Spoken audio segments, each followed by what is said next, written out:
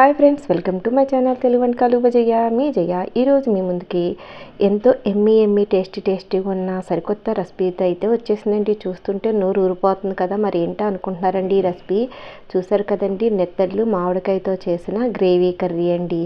చాలా టేస్టీగా ఉంటుంది, చేసుకోవడం కూడా చాలా తక్కువ టైంలో చేసేసుకోవచ్చండి. వీడియోలోకి వెళ్ళి చూద్దాం ఏమేమి కావాలో.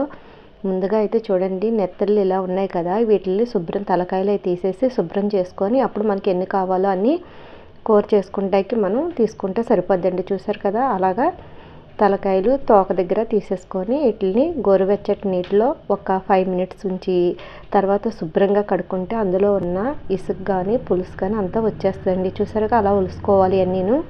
ఒలుసుకున్న తర్వాత మనకి ఎన్ని కావాలితే అన్నీ, ఇవైతే 1/2 కేజీ అండి మొత్తం మీద. అన్నీ ఒకసారి వండుకోలేం కదా. ఇవన్నీ క్లీన్ చేసేసి మీకు ఎలా చేయాలో ఏమేమి తీసుకుందామో చూద్దామండి. చూసారు కదండి, ఇవన్నీ ఇలా తీసేసుకున్న తర్వాత మనకి ఇప్పుడు అనాస మామిడికాయలు కూడా వస్తాయి కదండి. మామిడికాయ అయినా చేసుకోవచ్చు, లేదంటే టమాటా వేసి చేసుకోవచ్చు, లేదా వంకాయ అయినా వేసి చేసుకోవచ్చండి. ఈ మామిడికాయ అయితే తొక్క తీసుకొని పక్కన పెట్టుకున్నానండి. ఇప్పుడు మనం నెత్తలు ఒలిచేసి పక్కన పెట్టుకున్నాం కదా, చూడండి అన్నీ ఇలా ఒలిచేసి పక్కన పెట్టుకున్నాను. ఇప్పుడు ఇందులో మనకు కావాల్సినన్ని తీసుకొని తర్వాత ఇప్పుడు మన కర్రీకి ఎన్ని కావాలో అనేది తీసుకొని శుభ్రంగా కడుక్కొని పక్కన పెట్టుకుందాం అండి. ఈ లోపల ఉల్లిపాయలు అన్నీ కూడా కట్ చేసి పక్కన పెట్టుకుందాం. చూసారు కదండి, ఉల్లిపాయలు, పచ్చిమిర్చి, అలాగే కొత్తిమీర, కరివేపాకు, ఈ నెత్తలు కూడా గోరువెచ్చటి నీటిలో శుభ్రంగా కడిగేసి పక్కన పెట్టుకున్నానండి. ఇప్పుడు మనం స్టవ్ మీద బాండి పెట్టి ఆయిల్ వేసి వేడెక్కిన తర్వాత అయితే మనం ఇప్పుడు ముందుగా నెత్తళ్ళు వేయించుకొని పక్కన పెట్టుకోవాలండి. చూసారు కదండి, ఆయిల్ వేడెక్కిందో లేదో ముందు చూసుకున్నాను. తర్వాత ఇప్పుడు మనం కడిగిన నెత్తలు వేసి కావాలితే మనం లైట్గా పసుపు కూడా వేసి వేయించుకుంటే నీచు వాసన ఉండదండి. మనకి కర్రీకి ఎన్ని కావాలితే అని తీసుకోవచ్చండి. చూసారు కదా, ఇట్లా అయితే శుభ్రంగా గోరువెచ్చటి నీటిలో ఒక 5 నిమిషాలు నానబెట్టి అప్పుడు కడుక్కుంటే దానిపైన పులుసు కానీ ఇసుక కానీ అంతా పోతుందండి. అలా తెల్లగా వచ్చే వరకు కడుక్కోవాలి. ఇందులో సైజులు ఉంటాయండి నెత్తళ్ళు. మీడియంగా తీసుకుంటేనే బాగుంటుందండి. మరీ పెద్దగా తీసుకున్నా బాగోదు, మరీ చిన్నగా తీసుకున్నా బాగోదు. చూసారు కదండి, ఇట్లా ఇలా పసుపు వేసి వేయించుకోవడం వల్ల నీచు వాసన కూడా రాదండి. మంచి వాసన వచ్చే వరకు మీడియం మంటలో పెట్టుకొని వేయించుకొని చక్కగా ఒక బౌల్లోకి తీసుకొని పక్కన పెట్టుకోవాలండి. అప్పుడే కర్రీ అన్నది టేస్టీగా ఉంటుందండి. ఇవి వంకాయలు చేసుకోవచ్చండి, అలాగే మనం టమాటా గ్రేవీలో గుడ్లు వేసుకొని అలాగే కూడా చేసుకోవచ్చండి. అదే మిగిలిన ఆయిల్లోని మనం కట్ చేసి పెట్టుకున్న ఉల్లిపాయలు, కరివేపాకు, పచ్చిమిర్చి వేసి మంచి బ్రౌన్ కలర్ వచ్చే వరకు వేయించుకోవాలండి. కొంచెం సాల్ట్ వేసుకొని చక్కగా అవి మూత పెట్టుకొని మధ్యలో కలుపుతూ మంచి బ్రౌన్ కలర్ వచ్చే వరకు వేయించుకుంటేనే కర్రీ అనేది టేస్టీగా ఉంటుందండి.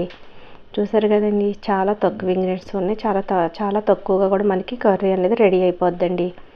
ఇప్పుడు మనం చక్కగా మధ్యలో కలుపుతూ ఇవన్నీ వేగిన తర్వాత చూసారు కదండి, అలా మంచి బ్రౌన్ కలర్ వచ్చిన తర్వాత ఇందులో మనం కొంచెం అల్లం వెల్లుల్లి పేస్ట్ వేసి అది కూడా పచ్చివాసన పోయే వరకు వేయించుకోవాలండి.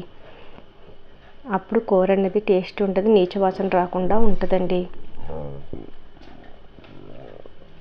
వీడియో అయితే అందరూ చూస్తున్నారు కానీ ఎవరూ లైక్ చేయట్లేదండి. లైక్ చేయడం వల్ల వీడియో ఎక్కువ మందికి రీచ్ అవుద్ది, నాకు సపోర్ట్ చేసిన వాళ్ళు అవుతారండి. అలాగే మంచిగా కామెంట్ పెట్టడం వల్ల కూడా వీడియో ఎక్కువ మందికి రీచ్ అవుద్దండి.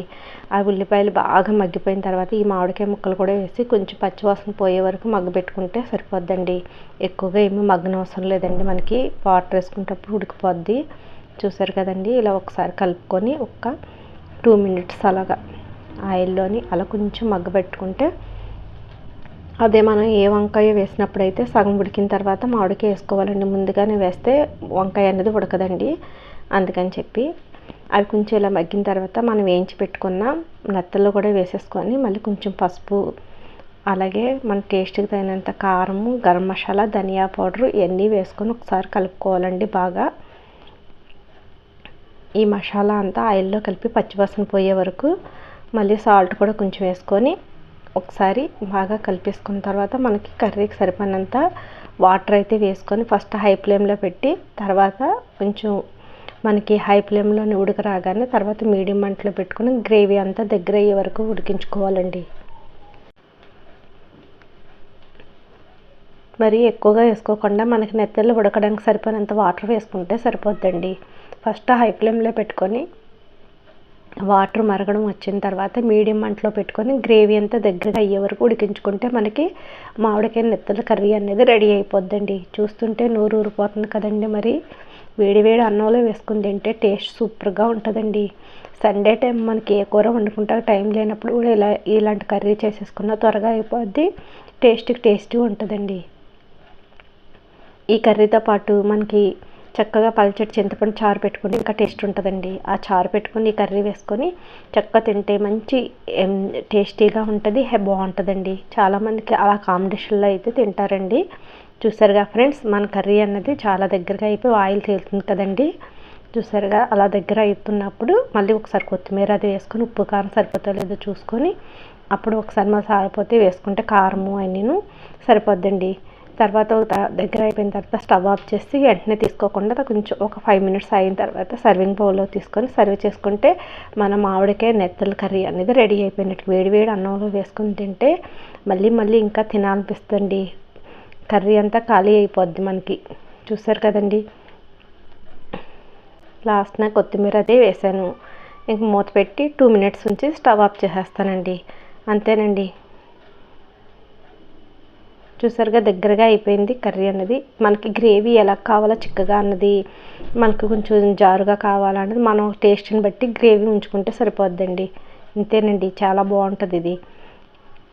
చాలామంది ఇష్టంగా అయితే చపాతీల్లో కూడా తింటారండి. గ్రేవీలా ఉంటుంది కాబట్టి ఇలాగే మనం ఎండు రొయ్యలు కూడా వండుకోవచ్చండి. అలాగే నెత్తళ్ళు వండుకోవచ్చు. అలాగే మనం ఉప్పు చేపలు ఉంటాయి కదండి, అవి కూడా మనం మామిడికాయ వేసి ఏవైనా సరే ఇలా వంకాయ ఇలా వేసుకొని వండుకోవచ్చండి. వంకాయ కానీ మామిడికాయ కానీ ఏ కర్రీ అయినా. చూసారు కదా, మన ఛానల్లోని వంకాయ మామిడికాయతోని చప్పని చావడాలు వేసి కూడా చేశానండి. ఇంకా ఎండు రొయ్యలు బీరకాయలతో కూడా చేశానండి. ఇలాంటి రెసిపీస్ అని మన ఛానల్లో చాలా ఉన్నాయండి. ఒకసారి చూడకపోతే వెళ్ళి చూసారండి.